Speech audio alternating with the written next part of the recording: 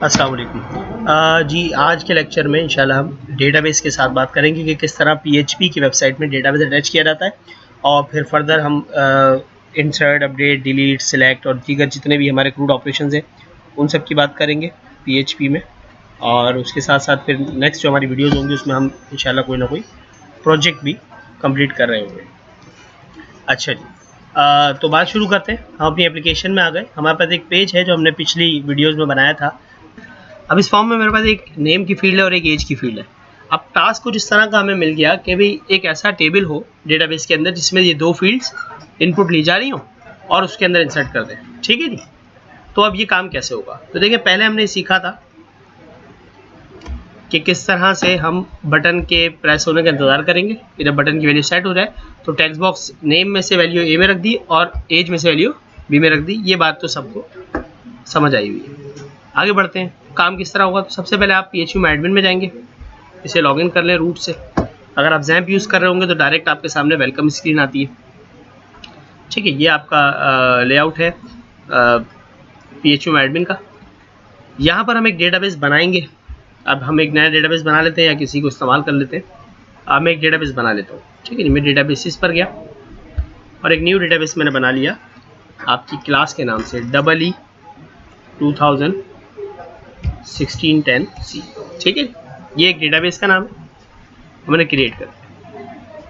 ये डेटाबेस हमारे पास बन चुका है। मैं इस वक्त डेटाबेस के अंदर हूँ। ठीक है, अब इस डेटाबेस में हमें टेबल बनाना है। मैंने एक टेबल बना दिया TBL यूज़र के नाम से। ठीक है, या TBL स्टूडेंट, कोई भी आप वेरिएबल डेटाबेस का नाम, टेबल का नाम रख सकते हैं। कितने कॉलम होंगे, मैंने कहा 3 कॉलम होंगे इस टेबल में, और गो कर दिया। तो देखिए टेबल क्रिएट करने का लेआउट हमारे सामने कि यहाँ पर टेबल का नाम, अगर आपने कोई नया कॉलम ऐड करना है मजीद तो आप कॉलम ऐड कर सकते हैं। कॉलम का नाम मैंने कहा एक दे दिया स्टूडेंट ID, SID इंटीजर, और आगे आकर हमारे पास कई सारे एट्रीब्यूट, डिफ़ॉल्ट वैल्यू कोई नहीं देनी। इसमें इंडेक्स मैंने लगाया कि मेरा जो स्टूडेंट ID वो प्राइमरी की होगा, यस, और AI मतलब ऑटो इंक्रीमेंट भी होगा। ठीक है, इसके साथ साथ मैंने स्टूडेंट नेम का एक कॉलम बनाया, उसकी टाइप मैंने वारचर रखी। और जब आप वारचर टाइप देते हैं तो आपको उसकी लेंथ बतानी होती है कि कितने कैरेक्टर, तो मैंने 50 कैरेक्टर उसको बताया। मैंने एक और रखा एज इंटीजर ही होगी। ठीक है जी। अब इंटीजर की लिमिट काफ़ी बड़ी होती है तो हम इसको टाइनी इंटीजर रख देंगे जिसकी लिमिट होती है 0 से लेकर 255 तक। ठीक है, अब किसी भी शख्स की एज हो वो 1 से लेकर 255 के अंदर आ ही जाएगी ना, तो आपको बहुत बड़ा इंटीजर डेटा टाइप लेने की जरूरत नहीं है, आप टाइनी इंटीजर रख दें। ठीक है, इट डिपेंड्स ऑन कि किस किस्म का डेटा आप सेव कर रहे हैं। मेरे पास एज है तो एज टाइनी इंटीजर में आराम से आ जाए। ओके, और मैंने इसको सेव कर दिया। मैंने सेव किया तो मेरा एक टेबल जनरेट हो गया, टेबल स्टूडेंट। ठीक है, ये इसके कॉलम्स हैं। ये ब्राउज करते हैं तो वो उसका डेटा दिखाता है कि इसमें कोई डेटा इस वक्त नहीं है। ओके, अब मुझे यहाँ पर डेटा इंसर्ट करना है। अच्छा, मैं अपने कोड में आता हूँ। सबसे पहले डेटाबेस कनेक्शन कैसे होगा। डेटाबेस कनेक्ट करने के लिए आपके पास PHP में MySQLi_connect का मेथड है। ओके, इसके 4 आर्ग्यूमेंट हैं, चारों स्ट्रिंग है। मैं यहाँ पर आपको बताता हूँ ये आर्ग्यूमेंट हैं क्या क्या। पहला आर्ग्यूमेंट है कि आपका होस्ट क्या है, दूसरा आर्ग्यूमेंट है आपका यूज़र कौन है, तीसरा आर्ग्यूमेंट है पासवर्ड क्या है, और चौथा आर्ग्यूमेंट है डेटाबेस का नाम। ठीक है, ये आपके चारों आर्ग्यूमेंट हैं। सही, मैं इस लाइन को यहाँ कमेंट कर देता हूँ ताकि हमें पता लगे कौन कौन सा आर्ग्यूमेंट है। अब मैं इस लाइन को प्रॉपर लिखता हूँ। हमारा जो होस्ट है वो है लोकल होस्ट। ठीक है, कैसे पता चलेगा आपका होस्ट क्या है। आप जब सर्वर पर जाएंगे अपने PHP एडमिन में तो ये देखें सर्वर क्या है आपका, लोकल डेटाबेसेस, ये लोकल होस्ट है। अगर यहाँ पर कोई IP आ रही हो तो आप अपने होस्ट नेम में IP भी पास कर सकते हैं। ओके, अगर आपने डेटाबेस होस्ट किया हुआ है कहीं पर किसी वेबसाइट के ऊपर तो उसकी IP यहाँ पर आपको शो हो रही होती है, आप वो उठाकर यहाँ लगा देंगे। ठीक है जी।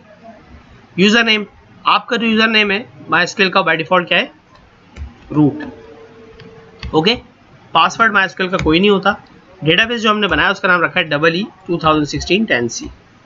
ओके, कोई प्रॉब्लम। ये हमारा कनेक्शन हो गया। ठीक है जी। अब इस कनेक्शन को हम एक वेरिएबल में रख लेंगे, कोई भी वेरिएबल। मैंने $कॉन के नाम से वेरिएबल बनाया। तो ये इसका मतलब हुआ कि ये कॉन का जो वेरिएबल है इसमें एक्चुअली हमारा MySQL का कनेक्शन है। और अगर ये कनेक्शन नहीं होता तो मैंने कह दिया और डाई। डाई का मेथड यहाँ पे मैं पढ़ा रहा हूँ। डाई मेथड क्या करता है कि अगर ये इससे पीछे और से पहले जो स्टेटमेंट है, अगर ये फंक्शन नहीं चला तो फिर एप्लीकेशन को डाई किया जाएगा और इसके नीचे से, इस लाइन के बाद से जहाँ एरर आया, कोई भी चीज़ पढ़ी नहीं जाएगी। और डाई में मैंने लिख दिया कि some error while connecting database. ठीक है जी, समझ आ रही? अच्छा, अभी मैं इंसर्ट नहीं कर रहा, हम सिर्फ चेक कर रहे हैं कि कोई एरर तो नहीं आता। और नीचे मैंने लिख दिया एको कनेक्शन ओके। क्या लिखा? जब मैं फॉर्म सबमिट करूंगा तो कनेक्शन ओके लिखा हुआ आना चाहिए, अगर कनेक्शन सही होगा तो। ठीक है जी, मैं अपनी एप्लीकेशन पे गया। ठीक है, मेरा फॉर्म है, मैंने सबमिट किया तो क्या है लिखा हुआ? कनेक्शन ओके, क्योंकि कनेक्शन बिल्कुल सही है, कोई क्यूरी नहीं की अभी हमने डेटाबेस में, कनेक्शन सिर्फ चेक किया। अगर मैं यहाँ पर कोई गलती करता हूँ, लाइक मैंने यहाँ पर रूट के साथ पासवर्ड लगा दिया 222, जो कि गलत है। ठीक है, अब क्या होगा जब मैं इसे सबमिट करूँगा? देखो क्या आया, some error while collecting database. ये हुआ डाई की वजह से। किस वजह से? डाई की वजह से ऐसा हुआ। ओके, कोई प्रॉब्लम? अच्छा, तो हम ये सही कर देंगे, कनेक्शन। ठीक है, कनेक्शन ओके, कोई प्रॉब्लम? आगे बढ़ते हैं। अब हमें करना है इंसर्ट। क्या करना है?